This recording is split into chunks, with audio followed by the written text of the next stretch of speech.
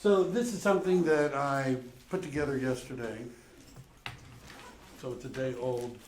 And it's a concept called the Four Conversations, which is actually, there's a book called The Four Conversations. And this has nothing to do with that, right? And before you can get into, this isn't part of the material. This is a bonus that I'm doing. So before you can get into conversations, you have to have touches. And this, we're not what you're thinking. We're talking about reaching out to people and connecting with them, either in person, on the phone, email, postcards, and things like that. And if you're doing that, if you're touching people, you should have contacts. Let me just see, I see people chatting, yes, okay, all right. So, and contacts turn into leads. And so the more touches you have, the more contacts you make, the more contacts you make, the more leads you have. And then this leads into what is called the Four Conversations. And originally I did it in a box with arrows, but I couldn't find smart art in PowerPoint that did just that. So appointments lead to contracts. And by contracts, we also could say that is an agreement. And the two kinds of agreements we're looking at are probably not what you think, but they're listing agreements and buyer representation agreements, right? These are the agreements, the contracts we're talking about. And if we have agreements, if we have appointments, and the appointments lead to agreements to work with us on an exclusive basis, that is where we get the other kind of contract, which is a purchase contract from which we get closings. And the final conversation has to do with profit. In a different life, I worked at Century 21 with a guy that was at one point number 3 in the United States in Century 21 in terms of gross commission income, and in 2 years had declared bankruptcy, right? He was grossing a huge amount of money, enough to win awards, right? Do you understand? People get into that. He wanted to win awards. And so he spent so much money on marketing and advertising that he actually wasn't making a profit, right? But he was closing a lot of transactions. Would we agree that that is probably our goal? Is that the goal? Yes. Right? But it starts with appointments. What's the purpose of doing an open house? Hi, did you want to come in? You made, I made 15 copies, 2, which means, there's one. Which means nobody else can come in. So, what's the goal of doing an open house? Yeah, to meet sellers and buyers. Meet people, buyers. She gets the instructor copy, because you're the one. Oh, there's one there. He was hoarding the copies. So, even though I'm recording this, I'm probably not going to publish this one. I would say that the goal of doing an open house is not to get leads, it's not to collect phone numbers, it's not to make presentations, it's not to meet people. The goal is to get appointments. And what I would encourage everybody to focus on is appointments. How many of you in the last week had an appointment with a buyer or seller? Right, we've got a few hands. More, that's good. If we don't have appointments, we're not going to have contracts. We're not going to have agreements. If we don't have agreements, we're not going to have closings. And if we don't have closings, we're not going to have a profit. This is actually related to what we're going to be talking about, which is something called the wall of value. Right? And what a wall of value is, once you have an appointment, you know what to say. This isn't in the handout. For those of you that are looking, I mean, you can keep looking, but if you find it, let me know. And the wall of value is, what do you do and what do you say once you're in an appointment? All right, we're leading into what today's handout is about. The wall can either be a barrier or a fortress. In other words, if you have a wall of value, if you have the ability to articulate what it is for them, what's in it for them, if they're going to work with you, then that's a plus. If you don't have a wall of value, essentially what it does is it keeps people from working with you. And I see agents who do, they start making touches, they start making contacts, and they don't know what to say when they're in an appointment, right? They don't know how to answer objections. They don't know, somebody says, I remember somebody once said to me, give me 10 reasons why I should list my home with you. And I started, and when I said number 4, he said, you've already said that one, And so afterwards, I went down and I wrote out as many reasons as I could think of why somebody would want to list their home with me, right? How would you do if somebody said, give me 10 reasons why I should work with you as a buyer? What would you do? I have access to the MLS. I have a key that opens houses. I know somebody who can write a contract. Isn't that right? The wall of value has to do with asking the right questions, listening and responding to needs, and making it known offline. I got a referral 3 days ago from somebody who read my profile, right, on Keller Williams, which means I'm going to go read it again because I don't remember what I said. But that's something to demonstrate, and I'm going to skip that. Has anybody here heard of the golden circle? Everybody? Anybody? It comes from a guy named Simon Sinek who did a TED Talks. Anybody familiar with TED Talks? If you Google search the golden circle, and one of the things that he said that I think is relevant to what we're talking about today, this is actually relevant to what we're talking about today, is he talks about why, how, and what. And basically what he says is every organization in the world knows what they do, right? Every real estate agent knows what they do, right? You know what you do, isn't that right? You help people buy and sell homes, right? Not everybody knows how they do it, right? In fact, one of the things, if you watch some of my videos, some of you have, you'll notice that when I discuss working with buyers, I emphasize working on the how more than the what, right? How are you going about getting, so many of us are very good at, well, some of us better than others at what we do, but not necessarily how we do it. And the why is far more nebulous. And if you've watched anything from Keller Williams for very long, you're going to hear them talking about the big why. Have you heard, anybody ever heard Keller Williams, Terry Keller, about the big why? And what the big why is, a lot of times people don't have a big why. Sometimes they don't even have little whys, right? And you can have a little why, but why are you in real estate? Why do you get up? Why do you come to work? Why do you do this? And one of the examples that he was talking about is, did you know we have 3 brains? Did you know that? And there's a part of the brain that's down in there's better diagrams of this, what is called the lizard brain. And then the secondary one that's on top of that, and those two are referred to as the limbic system, which has to do with feelings of loyalty, trust, and decision making. And then the neocortex is the rational part of our brains. In other words, the neocortex is where the what lives. How and why are at a much more basic level. And I'll give you an example, a question which I ask people, and I ask it because thousands of people have been asked this question. And the results are kind of uniform, not everybody agrees, but I'll just see how you guys do. Let's say you have kids and you're hiring a babysitter. And you have 2 babysitters to choose from. One babysitter is a 16-year-old neighbor. She might be related to you, might be a niece, has younger children, has no experience babysitting, right? You're friends with the parents, you might be related to the parents, you've known her all your life, she has 0 babysitting experience. The other person that you could pick is a 32-year-old woman that recently moved to town with a resume of 10 years experience as a professional babysitter. Which of the 2 would you most likely hire?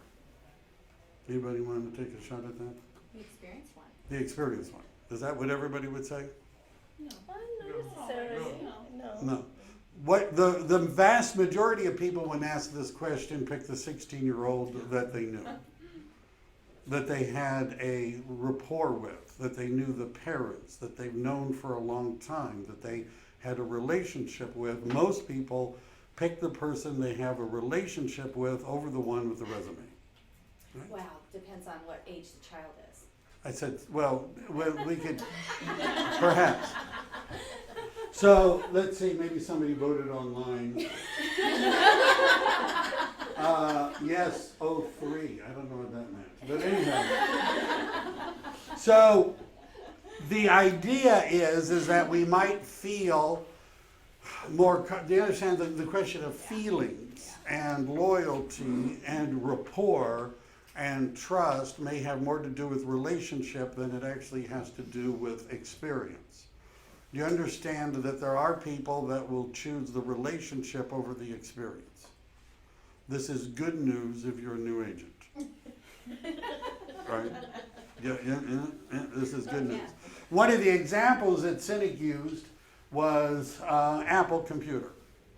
And what he said, some of you may consider heresy, right? He talked about how people like to let everyone know they have an Apple computer, right? And he had had other computers for years and finally bought one and said he paid twice as much as his other computer. There were fewer applications and it was definitely slower, right? But if you tell people with Apples, they'll get all huffy about it.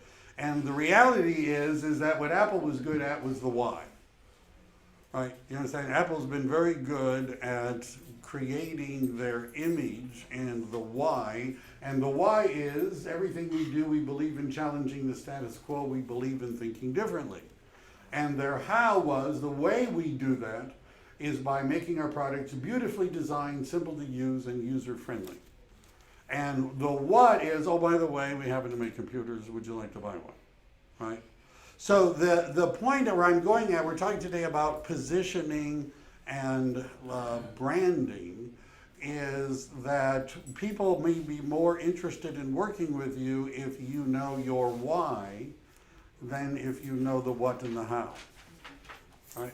You understand that one of the examples they give is when you ask people, why did you marry him, why did you marry her, what you end up with is a list of things, and people will say, well, I never thought I'd ever marry anybody like that.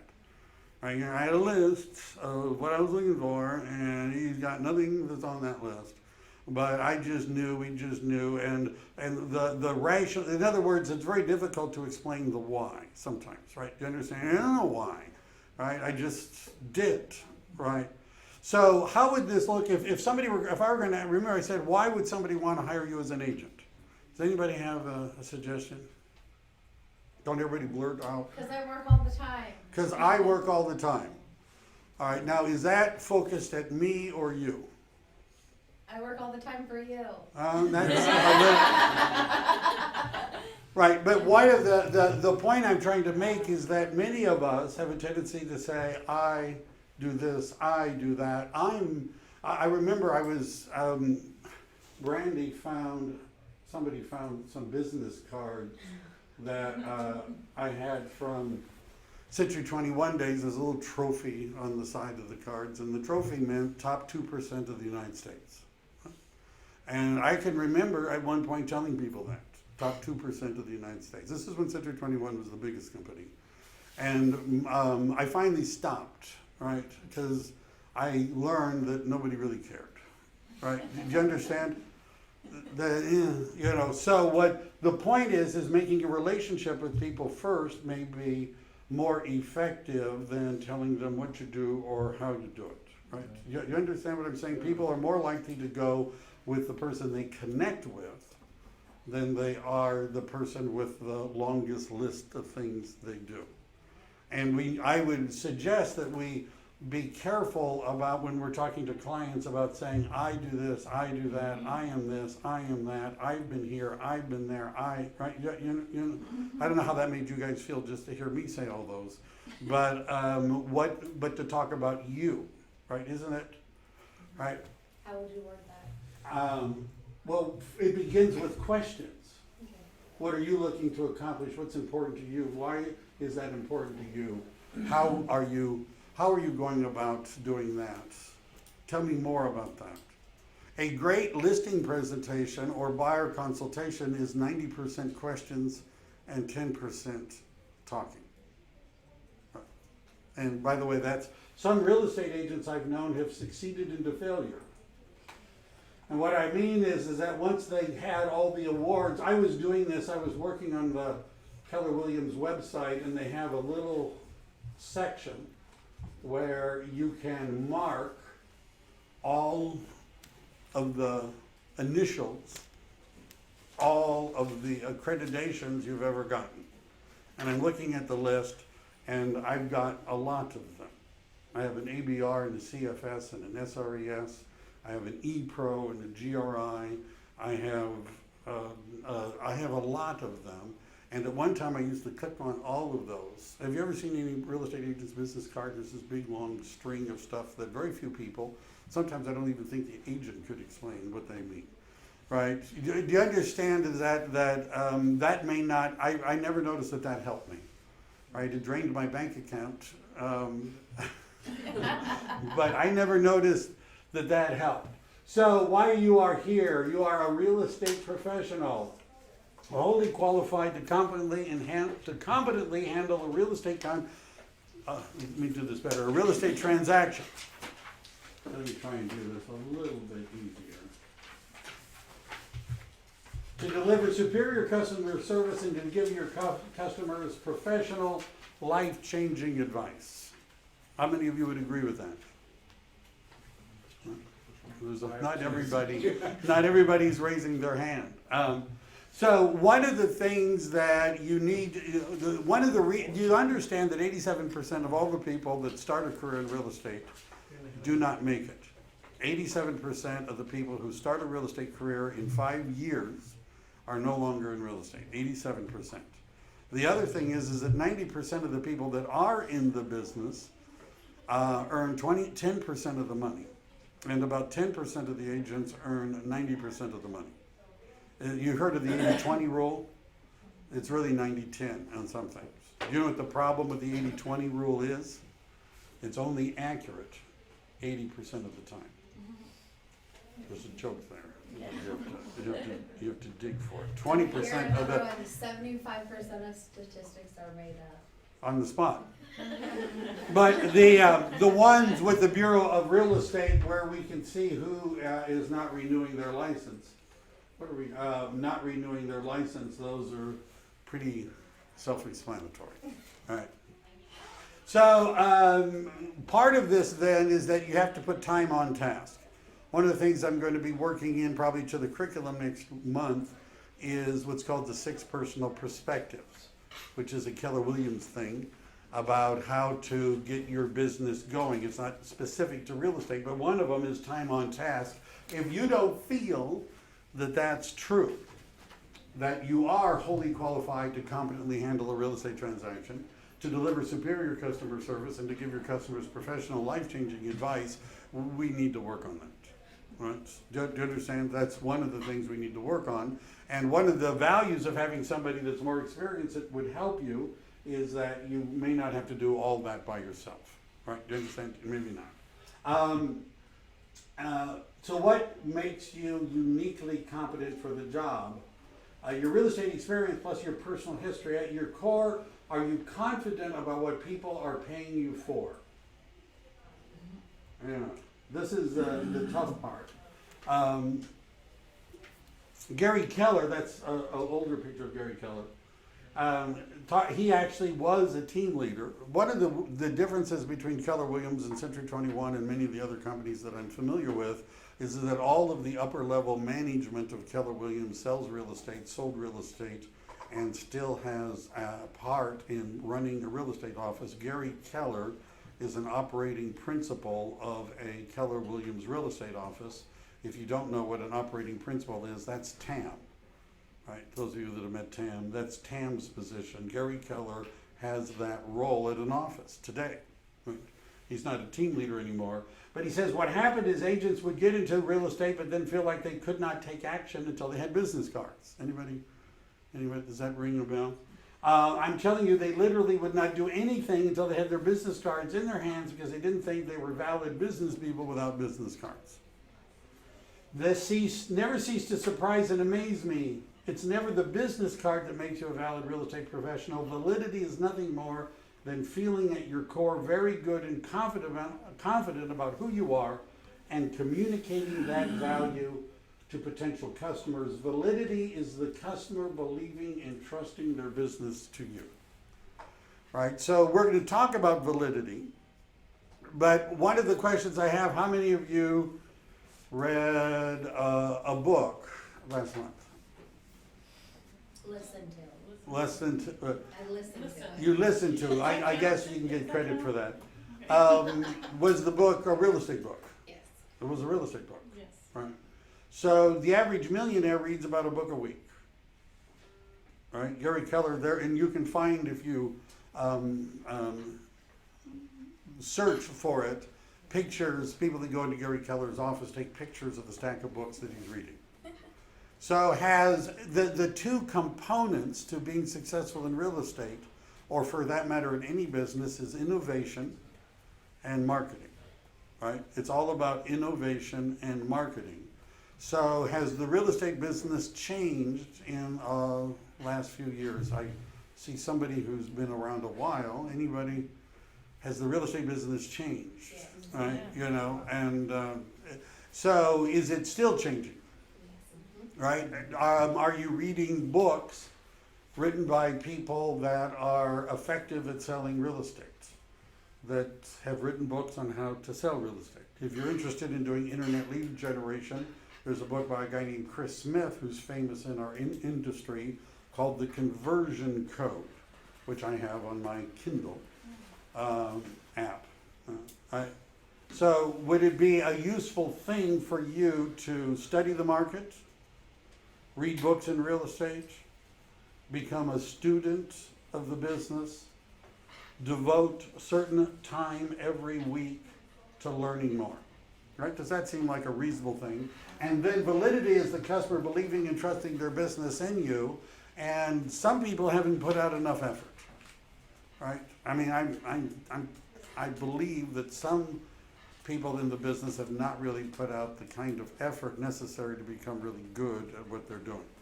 Do you take how many have taken a class at the board in the last month?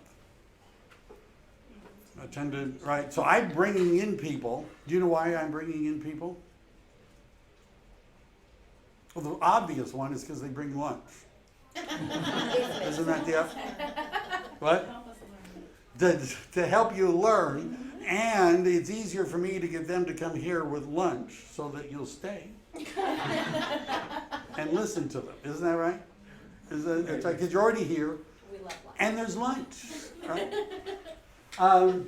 Tuck your modesty away. By the end of the session, you'll be ready to declare in specific terms why you're the best person for the job for your customer. That's a pretty bold statement.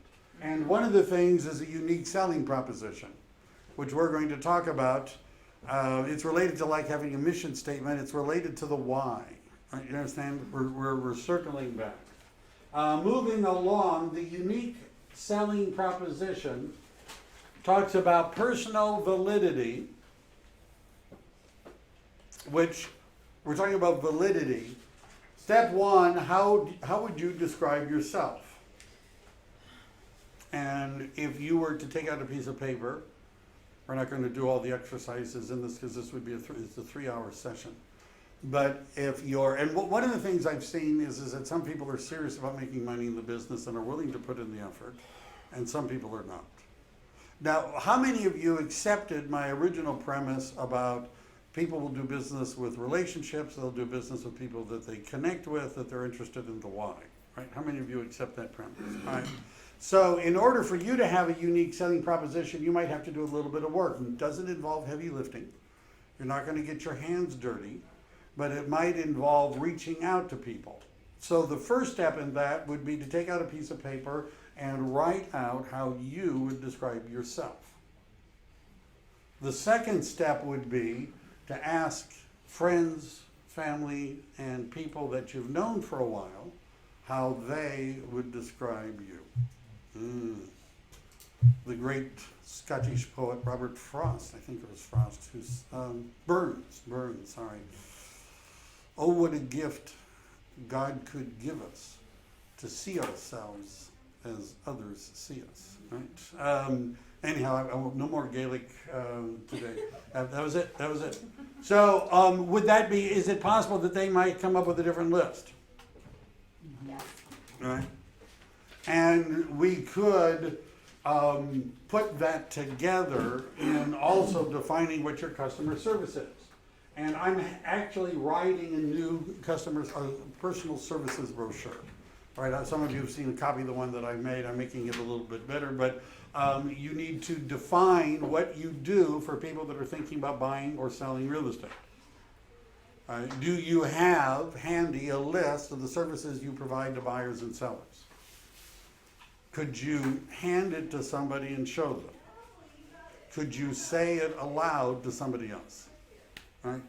Do you understand what we are ultimately selling is a package of services to help people buy and sell real estate? Where's your list of services? It's like you have a restaurant without a menu. Isn't that? Most real estate agents are restaurants without menus. Some of them are restaurants without menus or cooks. Right? You know. So what do you want? Yeah, I can go get that. I'll run down the street and pick it up someplace else. And then, so these are the steps in order to put together positioning yourself, your validity and positioning is how you describe yourself, how others describe yourself, describe your customer service, and then creating a value proposition. And the value proposition is sometimes referred to as the elevator speech. Are you going to find yourself sometimes where you have 3 minutes to communicate with somebody? Right? I would suggest that you plan now what you're going to say rather than to wait for that to happen. That's my suggestion. This is a lead generation course, by the way. What I'm doing is picking pieces out of a variety of Keller Williams courses, and I'm sticking them together, right, to make my, I don't know. So what this course is called Lead Generation 3612-3, and what the 3612-3 means is 36 transactions in 12 months with 3 hours a day of lead generation. 36 transactions in 12 months with 3 hours a day of lead generation. If you work an 8-hour day, and you have 2 businesses, one business is a marketing and prospecting business, and the other business is customer service and real estate business, you should be spending 3 hours in the prospecting and marketing business and 5 hours in your customer service business. Right? 8 hours, 3 hours a day. That doesn't mean door knocking 3 hours a day or cold calling 3 hours a day, but doing things for 3 hours a day that would bring people into your business. It's like you have a fish restaurant, a seafood restaurant, and you own fishing boats. If you don't take the boats out and go fishing, you don't need a cook. Isn't that right? You don't need servers. You don't need anything. You don't need plates because you don't have anything to serve people. Isn't that right? So, and so these are some of the different components which we actually, I'm doing positioning eval. This is where the open house stuff came from. So who are you? That's a really tough question. Your personal validity comes from knowing exactly what it is you bring to the table. So are you hardworking, honest, clever? Are you good at organizing? Are you good with details? Do you see the big picture? Are you good at negotiating? What are your strengths? Understanding and being able to articulate your personal validity will give you confidence in your business. So knowledge, attitude, skills, and beliefs that you already have. And many times I talk to people who say, well, I don't really have any experience. I got my real estate license. I don't really have any, never did anything really, and so project management, Right? Never done project management. Have you ever accomplished anything? You know, I had a guy list his home in Almaden because my brother had a winery. I'm not kidding. Right? When he found out that my brother had a winery, he had grapes growing in his yard. He had a wine thing in his garage, and I said my brother has a winery, and he scoffed, and then he connected my last name to a relatively well-known, award-winning winery in the area, and that's all he wanted to talk about, right? And do you know what he asked me was? My brother had won a gold medal for a Zinfandel, and he said, "Can you get me a case of that wine?" And I said, "As soon as it closes, I'll get you a case of his wine." Right? Do you understand? He wasn't that concerned about much else at that point. Is it? And by the way, that may be just an extreme example, but are there times? Have you ever known somebody that is working with a real estate agent, and you said to yourself, "I can't believe they picked that person"? Have you had that feeling? And so generally, there's something else going on that's not about resume, not about experience, right? There's some other connection. So I've mentioned this already. What are the words and phrases you'd use to describe yourself that others would use? If you spent the past 10 years raising children, you may have superior group management, conflict resolution, and negotiating skills. Is that Pretty accurate. Is that accurate?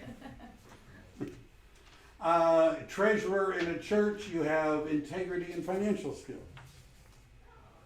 If you've been an engineer, you may excel at implementing systems and handling details.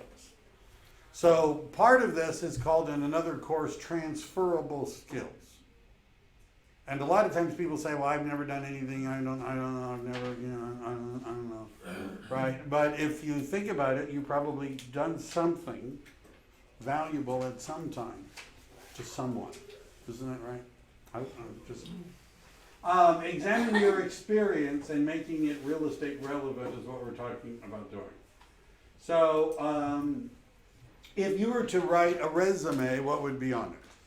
And one of the things that I see real estate agents do is they write resumes, which are professional profiles. I would call it a professional profile.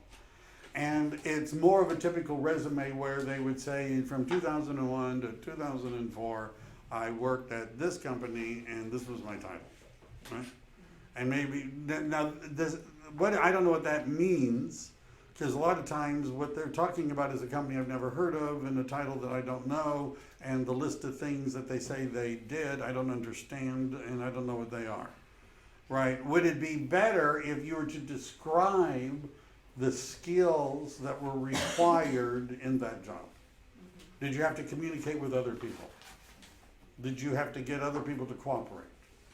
Or did you have to negotiate? Did you have to supervise? Did you have to manage projects, right?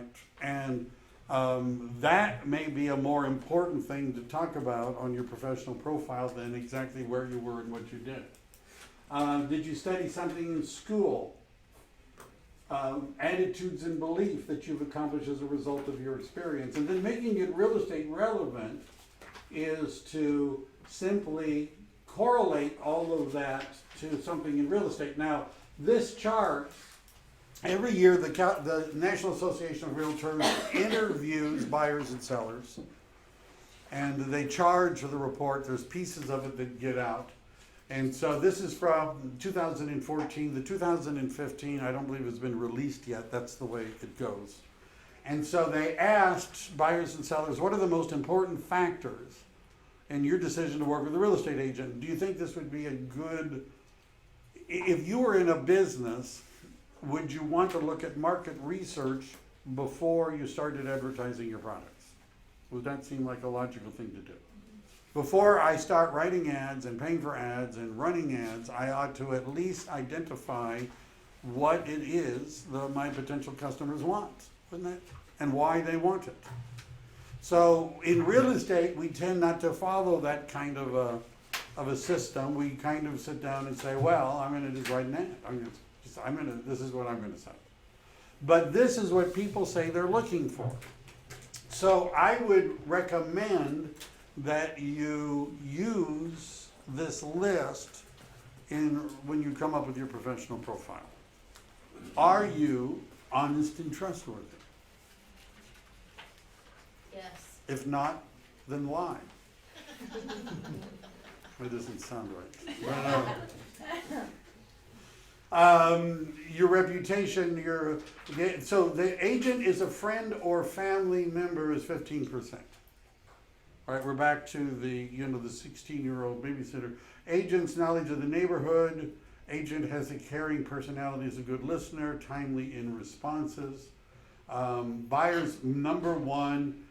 Look at agent's honesty, trustworthiness, reputation, and connection to the buyer. Those dominate the field in terms of what people are looking for. Sellers, reputation of the real estate agent, honest and trustworthy, knowledge of the neighborhood. Notice how that is ranking in both lists. Agent is a friend or family member, a little bit lower for sellers, but still up there. A caring personality. Association with a particular firm is generally not high on the list. So, how many of you previewed homes in the last week? Studied market statistics. Know what the average days on market is, what the median price is. And again, it's about neighborhoods. Accessibility, there's more on the list. So, this is how would you describe yourself? Right, you're going to fill this out. This is homework. It's optional if you don't want to make money. And I'll say that a significant number of people that I share this with don't do it. Right? There's a course called Ignite where some of this material also is repeated, and this is a joke. I'm not supposed to stay in front of the muggles, but we were going to change. I suggested that only a couple people got that. To change it from ignite to ignore. Right? Because basically it's a list of things that you ought to do in order to have a successful real estate business, and most people just don't do it. Right? And they just don't do it. Right? Because what they're waiting for is somebody who wants to buy a house, and then they're going to get busy. Right? When somebody says they want to sell a house, then they'll get busy. Right? I'm not going to bother to learn zip forms until I have somebody that wants to write an offer. Right? Which means they end up calling me and giving me their login so I can help them write the offer. Right? So what do you know? Who's been an influence in your life? What did you learn from them? What did you learn from what specialized knowledge? What attitudes and beliefs do you hold? How would you describe yourself? Make it real estate relevant. And so how many of you are going to actually do this exercise?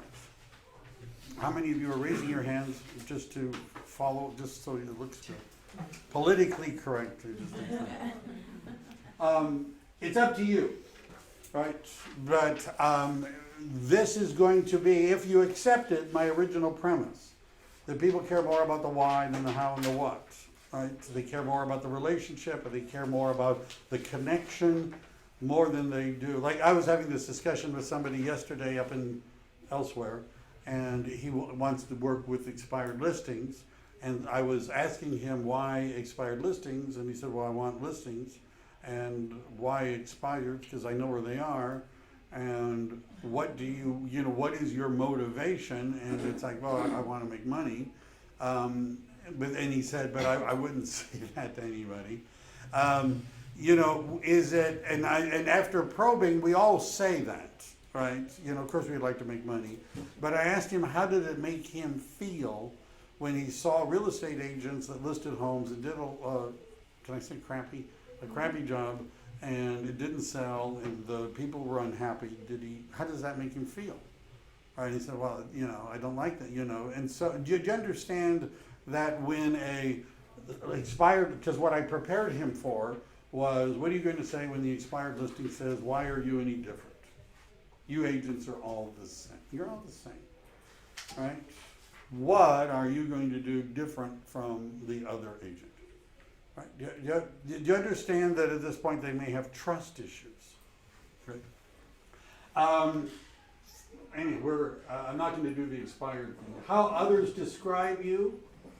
And I believe the easiest way is to tell people you're putting together a professional profile, that this guy at the office told you had to do this, that you're going to be forced to turn it in at a coaching session, and you need to interview some people that know me and ask what do they think of me and how would they describe me. It's for something I just got to do. Right? Could you do that? Could you use those words, right? You like that? All right. Collecting what others say. By the way, could this be useful to you? How many of you have recommendations for a marketing piece? Right? From clients. Clients or anybody. Oh, yeah. We got. You're not. Micah is wondering if the one she wrote is acceptable under her many pen names. So do you have people that will, if you have this conversation, do you think some people are going to say, well, I think you're going to be great in real estate, that you've got this and you're going to, do you think they might write something? That, in other words, would it be appropriate for them to say, you know, I've known Brandy for 10 years and I would recommend anybody thinking of buying or selling a home, contact her.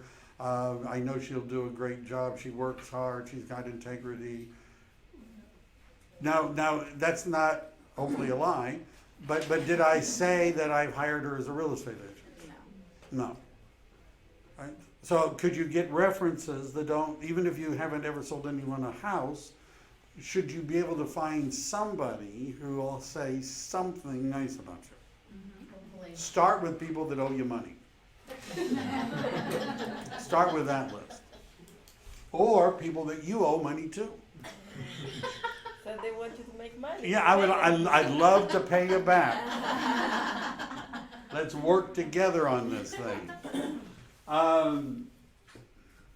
Collect a testimonial. So this is, think of somebody you've done business with, you have a relationship, and you don't have a testimonial from. Get out your cell phone and call them.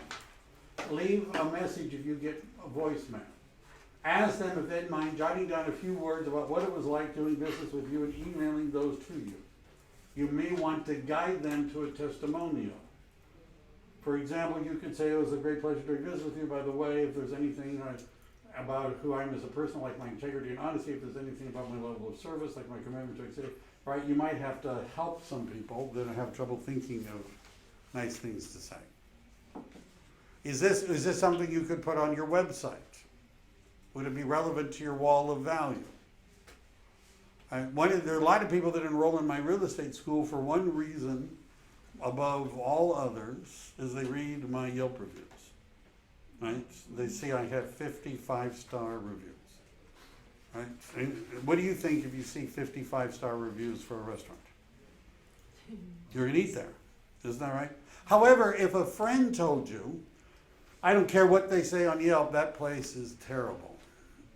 Don't go there. Here, go to this restaurant. It's got way better Brazilian food. I'm telling you, I know the difference. The first one, they don't know what they're really doing. Those people are nuts.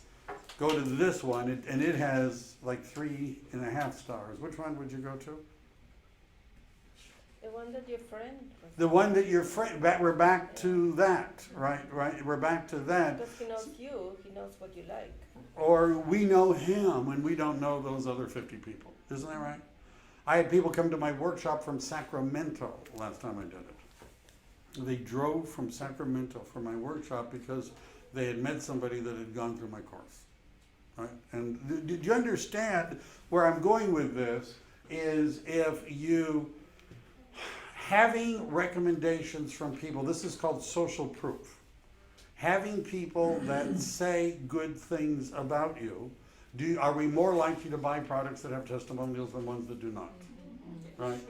So there's 2 points of what I was rambling about. One is the power of a referral, right? Because the power of a referral will outwork, is that the right word? Beat out ratings. right? Somebody will work with you instead of a Zillow Premier agent if you were referred to them. Isn't that right? Even though your Zillow reviews may not look that good. And then the other thing is there are people that are just going to go by reviews. And so you want to start collecting them. All right. Is this helping at all? I don't know. Yes. I'm looking. Powerful positioning. I can see food coming, so I know I don't have much time. So defining your customer service, VP, that stands for very personal, vice president, value proposition, and a USP is a unique selling proposition. And this relates to defining your customer service. So in the profile of buyers and sellers, all buyers, they ask them what kind of services do they want the agent to provide. 53% said help finding the right home. And by the way, if I were doing this, I would highlight the word right. Right? I'm going to find you the home that fits best for you. See, it's more about them. Help them negotiate the best terms. Price negotiations. Determine what homes are selling for. Help with the paperwork. Help determine how much. Help and arrange financing. Teach them about neighborhood or area. Help find renters. So the ones at the bottom are not as important, but I would, when defining your customer service package, think about what buyers say they want from you. Right? Does it say anywhere there that they want somebody who's an accredited buyer representative? Did you see that? IR, a accredited buyer representative. And I chose not to check that box because I don't know why anybody would care, right? You know what I'm saying? You take a course, you pass the course, they give you a little thing you can stick on your business card. People don't care about that. Isn't that right? Is it? I never found anyone that cared. This is what sellers want. So in terms of articulating our customer service package, would it be good to follow this list? Yes. Right? And by the way, the three things that we always would say that the seller's looking for is they want the right price at the right time with the least inconvenience. Right? And that sort of is reflected there. What services do you offer? Here's a potential list.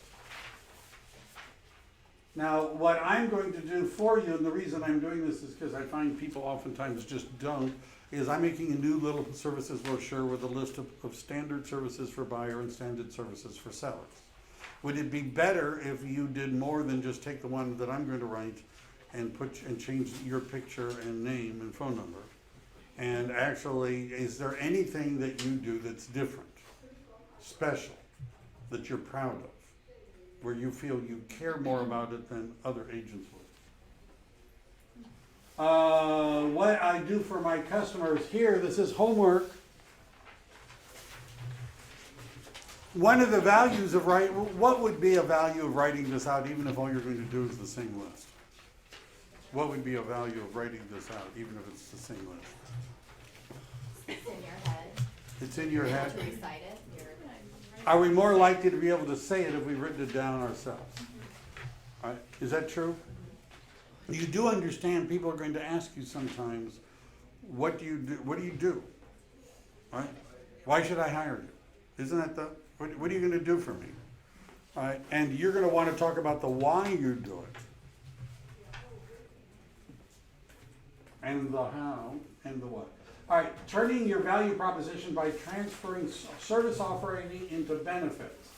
Now, an IRV, I'm not going to really talk about that, but I used to call this FAB, F-A-B, but some people thought that the A part was too much. But what FAB stands for, features equal advantages equal benefits. Do you understand features, advantages, or benefits? So rather than just saying this is what I do, FAB is features, advantages, and benefits, rather than just saying this is what I do, would it be a good idea to say the advantage to you is, this is the feature, this is the what, the how is sort of the advantage, and the why is the benefit. It just occurred to me that my fab thing fit the why, how, and what. It just occurred to me. Right, you understand? The what is, this is the advantage, I mean, this is the feature, the how, this is the advantage, this is how it helps you. And the benefit to you is, how's it going to get them a better house and a better neighborhood for a better price, you know? Does that make sense, everybody? So in addition to, rather than just saying what you do, to be able to articulate why that's important to somebody else. What is the advantage of that and what is the benefit to them? And this is a list for you. I'm assuming that you guys are adults and are going to be able to do homework. Is that correct? Is that a good assumption? So these are words which are considered to be power words. There's a book that's called Words That Sell. And so would it be good if we use language that was more compatible with the results we were looking for? Some of you, I don't know if any of you remember this, but when people are talking to me about the coaching program, I refer to your investment. Rather than saying it costs this much. The investment is this. Does that make a difference when you're talking to people? You're going to have to pay $850,000, right? So it's going to cost you. If you want this house, it's going to cost you, right? You know, I'm just telling you, right? Is it an investment? Is it an investment? Absolutely. Absolutely. And by the way, if the I'm not going to do that whole thing. So would it be useful for you to, if you're looking at books, I know you're going to go to Amazon right now and log into your book account, isn't that right? You all have an Amazon account, don't you? Right, to buy Audible books and things like that. Would it increase your success to know what kinds of words are better to use than others? Would that be a useful thing? Oh man, it seems like this real estate stuff is hard. So, the value proposition is, what are the services? And this would be good for you to do in your own language. What are the benefits? And I would, if the advantage and benefit, you could throw those in together. But I would expect you to actually write these out. Does you understand? Notice all those blank pages you were given. Right? Which I know you're going to do at lunch. Then we've got, that was the value proposition. And a unique service proposition is combining our validity services and our value proposition together. So we actually have some samples. You can take your USP original through, you can make it original through unusual wording. John Smith's 5-step guaranteed sale program. No.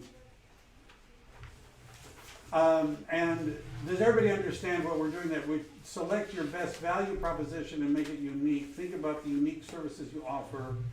I have some samples. And by the way, for those of you, we're not going to cut into lunch much more. If you were to just go to that which knows the answers to all, USP for real estate agents. Unique selling propositions for real estate agents. How many of you remember my rant? I think that's the right way to put it, about our research and develop, R&D. R&D. What is R? Don't companies do R&D? Yes. What's R&D stand for? Research and development. Rip off and duplicate. Isn't that what it stands for? I mean, that's what it means, right? Isn't that what it means? Rip off and duplicate. Right? And so why shade your eyes? So my title guide has a, what's so special about you? How to build a unique selling proposition that attracts unique selling do you understand? Would it be a good idea? There's a, by the way, the reason this is coming up, by the way, that one with the KWs, that's the result of Google Plus, which many people think is a wasteland and a waste of time. But because I'm connected to whoever that was on Google Plus, what Google does is take an article and stick it in my Google search results and put an icon. If this was a person, their picture would be there. Is there a value in your clients, friends, family, coworkers, and prospects when they do a Google search for something real estate related, actually see your picture appear on the first page of Google with an article that you've posted? Is there value in coming on the first page of Google search results with your picture? Yes. That's second. So it also increases where you're, helps where you're listed higher up the page. Well, Or just they stick it on the page. Why are you complaining about being at the top of it? Sometimes they're higher and sometimes that they're lower, but I mean, that's why that's there, is because I've gone to the trouble of connecting with Google Plus. Google Right. Plus doesn't change your position. I'm just Not necessarily change, but how about this? If I logged out of Google and did the same search, it wouldn't appear at all. So does it change the position? Yeah, you would be on page 80,000 instead of page 1, so it changes your position. But if I log out of Google, that doesn't appear at all as a result. That's something else we're going to talk about when we get into social media. Right? People poo-poo Google Plus. All it does is allow you to be on the first page of Google search results. That's it. It's got no other real value. All right. So would it be useful for you to maybe take a little bit of time? By the way, here's another one. This is also Google Plus. We're connected. They put her picture. And this, by the way, doesn't even have anything to do with the unique selling proposition. But Google thought it was close enough, and since we're connected on Google Plus, they stuck it in front of me, just in case. All right? Is it worthwhile for you to spend some time thinking about this? Could you change it, by the way, later? Is it allowed? You can change it. All right. And so there's a place for notes, sprinting past the competition, validity and positioning in your presentation. Do catchphrases work? Do companies that use them spend a huge amount of money on research? All right. By the way, there's a guy that I know that had a PhD. Do you get rich with a PhD? No. He did. His was in influence and the science of persuasion, and people like Google was hiring him. His name is Hogan, and he's written many books and does speeches and things like that, because our company's willing to spend money on things that work, that increase their persuasibility, their ability to connect with people. You should say yes to that. And so the idea, even if we might say, oh, I hate those little, sayings that go with the ads, I think that they're lame and all that. The reality is they translate into people buying, right? And we remember them. And do you have a slogan? Do you have a tagline? Do you have a unique selling proposition that people would remember? All right, we're going to talk about something else. What I'm doing is we're going to talk about prospecting and marketing.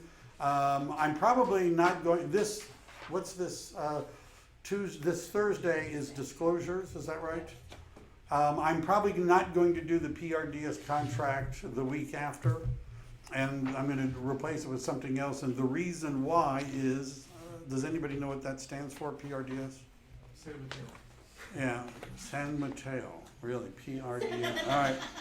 So my original goal for doing it is that we thought that all of you had access to the contracts if you're a member of SCORE, but that is not true.